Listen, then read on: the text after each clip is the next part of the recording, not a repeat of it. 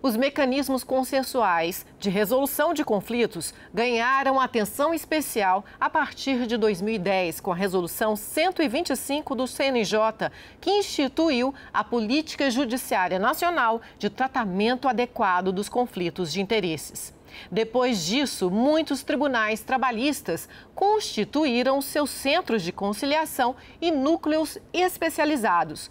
O TRT de Goiás já conta com 4 centros de conciliação Sejusques instalados no estado e acaba de aprovar o protocolo de mediação e conciliação pré-processuais em dissídios coletivos. Uma novidade que reforça a vocação histórica da Justiça do Trabalho para prestigiar soluções autocompositivas das lides. E para falar sobre o assunto, nosso convidado de hoje é o desembargador Daniel Viana Júnior, vice-presidente e corregedor do TRT de Goiás. Seja bem-vindo à Hora Extra, doutor Daniel. Obrigado, Fabiola. Para mim é sempre um prazer estar aqui no Hora Extra. Doutor Daniel, o que levou a Justiça do Trabalho a instituir a mediação e a conciliação pré-processuais em dissídios coletivos? O momento atual por que passa o país frente ao desafio do combate à Covid-19 propiciou essa decisão? Não foi esse momento de pandemia, de quarentena que nós estamos passando que propiciou a criação desse procedimento. Na verdade, a Justiça do Trabalho está no DNA da Justiça do Trabalho a conciliação, né? Desde que foi criada, se privilegia a conciliação nos dissídios entre empregado e empregador. Como você mesmo bem disse na abertura, a Resolução 125 do CNJ é de 2010. Então, ela já vão aí uns 10 anos nessa política de implementação de mediação e conciliação das disputas. E com base nessa resolução, o Conselho Superior da Justiça do Trabalho, no âmbito da Justiça do Trabalho, editou a Resolução 174, a Resolução 174, que também implementou e incentivou ainda mais os procedimentos de mediação e conciliação na Justiça do Trabalho. Um dos instrumentos criados pela Resolução 174 foram os Sejusques, né, já conhecidos aqui no nosso regional. Nós já temos 4 Sejusques em 4 cidades diferentes, mas os Sejusques, eles atuam onde o conflito já está materializado em um processo. Então, os Sejusques lidam com conflitos individuais, mas já no âmbito de um processo, sejam eles do primeiro ou do segundo grau. Inclusive, o nosso Sejusque aqui de Goiânia, ele atua também em alguns processos do segundo grau. O que o tribunal fez recentemente, isso foi através da Resolução Administrativa 24/2020, essa que foi aprovada pelo Tribunal Pleno, inclusive numa sessão virtual, Sim. Porque já não podíamos nos reunir. Ela foi aprovada, essa resolução, ela regulamenta no âmbito do nosso regional o PMPP, que é o Procedimento de Mediação Pré-Processual. Esse procedimento já é um procedimento que tenta evitar o ajuizamento dos dissídios coletivos. Qual o procedimento a ser adotado na mediação pré-processual e na conciliação pré-processual? O que os interessados em fazer isso devem fazer? Por ser um procedimento pré-processual, ele contém poucas regras. Ele não necessita de tanta regulamentação quanto o processo judicial. Como eu disse, ele foi implementado aqui pela Resolução 24/2020. Primeiramente, quem pode acionar a Justiça do Trabalho buscando essa mediação, essa conciliação? Em tese, aquelas partes que poderiam acionar a Justiça para um dissídio coletivo, seja ele de natureza econômica, jurídica ou de greve. Então, os sindicatos podem acionar, inclusive as empresas, porque as empresas também podem ajuizar um dissídio coletivo, caso os sindicatos se recusem a uma negociação.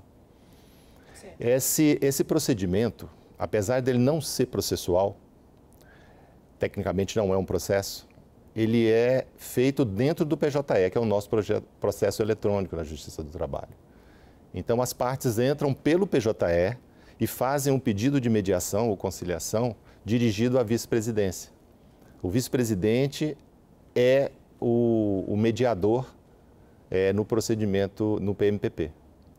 Então, é importante que as partes informem os contatos, né? Porque às vezes no processo a parte se preocupa em informar apenas o endereço da parte contrária.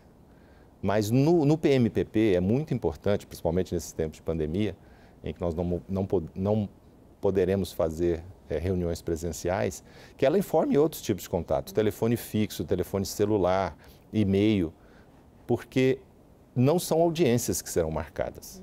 Tecnicamente são apenas reuniões, são reuniões de negociação. Uma vez negociado, né, o PMPP ele se desenvolve e o objetivo é justamente encerrar essa disputa. Se essa mediação obtiver sucesso e nós chegarmos a um consenso, a um acordo, esse acordo não vai ser homologado pelo mediador, no caso o vice-presidente, porque o objetivo não é esse. O objetivo é fazer com que as partes cheguem a um consenso e assinem a norma coletiva pela qual elas estão trabalhando para celebrar. Agora, se por um outro lado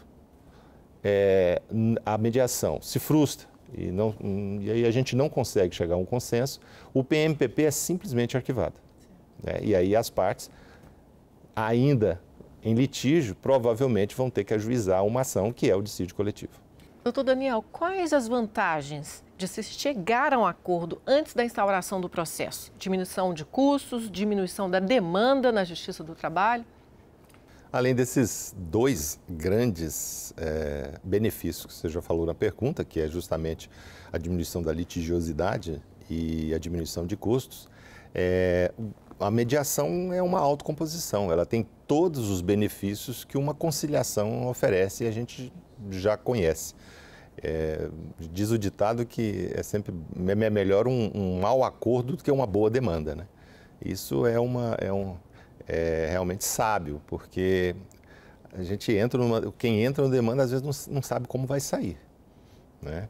E na conciliação não, e na mediação pré-processual, que ela visa justamente evitar o conflito judicial, ela tem todas essas vantagens. É muito melhor que o mediador atue conscientizando as partes, informando as partes, orientando as partes, né, para que elas mesmas possam obter uma solução consensual. Doutor Daniel, qual a diferença entre mediação e conciliação? É possível a convivência entre os dois institutos, um usar a regra do outro? Sim, é possível. Mas primeiro vamos ver o que os dois institutos têm em comum, né? Ambos são meios alternativos de solução de disputas, em que as partes escolhem ou aceitam uma terceira pessoa que seja isenta, imparcial, para promover o diálogo entre as partes, aproximar para que elas possam encontrar uma solução consensual para esse problema. No caso do PMPP, essa terceira pessoa, o mediador, ele não é escolhido pelas partes, mas ele é aceito voluntariamente pelas partes que já sabem que o vice-presidente é quem vai ser o responsável por mediar o conflito. Na mediação, essa terceira pessoa, ela age de forma a aproximar as partes, a empoderá-las, a informá-las, a orientá-las sobre o que pode vir a ser um caminho para elas chegarem a um consenso, explicar as vantagens, explicar as desvantagens, para que elas mesmas possam, juntas, encontrar uma solução para o problema e encerrar a disputa. Já na conciliação, esse mediador atua de uma forma mais ativa. Ele faz tudo o que o mediador faz, colocando as partes para conversar, para negociar, mas ele também propõe soluções intermediárias, soluções mediadoras. É o que normalmente acontece hoje nos processos de primeiro grau, nas milhares de audiências que acontecem no processo judicial. Mas é possível utilizar a técnica de um no outro? Sim, na prática, nos próprios PMPPs que nós já temos e que vamos atuar, o Instituto se confunde, porque as próprias partes aguardam um posicionamento mais ativo do mediador, né? Existem, por exemplo, impasses em negociações coletivas que às vezes surgem num percentual de reajuste. Então, uma parte pede um valor, a contraproposta é mais baixa e o mediador, que acaba sendo um conciliador, depois de muito ouvir as partes, acaba propondo um valor intermediário. Isso não deixa de ser uma conciliação. Então, é perfeitamente possível essas técnicas, tanto na mediação quanto na conciliação. Doutor Daniel, a presença do juiz na mediação pré-processual garante a proteção de direitos inegociáveis? Essa garantia, ela vai existir à medida em que o mediador informe as partes que aquela celebração está ofendendo algum preceito de lei. Após a reforma trabalhista, 13.467, de 2017, a CLT trouxe, no artigo 611-B, vários direitos que não podem ser suprimidos nem ser reduzidos. Então, isso serve de parâmetro para as partes e uma obrigação para o mediador em informar e advertir as partes que aquelas matérias, aqueles direitos não podem ser suprimidos. Mas, como eu disse e repito, é um procedimento pré-processual. Ele tenta evitar o ajuizamento de um futuro dissídio coletivo. E as partes podem terminar esse acordo, terminar a solução dessa disputa fora do judiciário. O PMPP simplesmente será arquivado. Então, quando as partes pedem uma mediação, é porque está havendo um entrave, um impasse para a assinatura de uma convenção ou acordo coletivo. Então, dentro do PMPP, se as partes resolverem fazer um acordo, fechar uma cláusula em que há a ofensa a um dos direitos mínimos garantidos pela Constituição ou pela própria CLT, ou outra legislação trabalhista, cabe ao mediador avisar, orientar e advertir. Mas isso não impede que elas façam essa norma coletiva fora e façam o depósito dessa norma no órgão competente, e aí o PMPP simplesmente vai ser arquivado. Certo. Para finalizar, doutor Daniel, a resolução 125 do CNJ de 2010 foi um marco nessa valorização da mediação e conciliação no Poder Judiciário? Eu entendo que sim. Principalmente na justiça comum. Pensando como o Poder Judiciário como um todo, houve introdução no Código de Processo Civil da possibilidade da obrigação de audiências, de instrumentos de mediação e conciliação, né, antes de se passar o julgamento. Então, houve realmente uma mudança de mentalidade no sentido de privilegiar, no sentido de incentivar a conciliação em todo o Poder Judiciário. Na Justiça do Trabalho, como eu já disse, faz parte do DNA a tentativa de conciliação. Basta lembrar das juntas de conciliação e julgamento, né, que sempre privilegiavam a conciliação antes do julgamento. Hoje, com o número absurdo de processos, né, com a alta litigiosidade que existe no Brasil, só para você ter uma ideia de citar um número básico, pela Justiça em Números do CNJ em 2019, existiam 80 milhões de processos em 2019. Foram 28 milhões de processos novos. Então, para uma carga distribuída entre um pouco mais de 18 mil magistrados em todo o país. Então, isso tinha que ser realmente incentivado.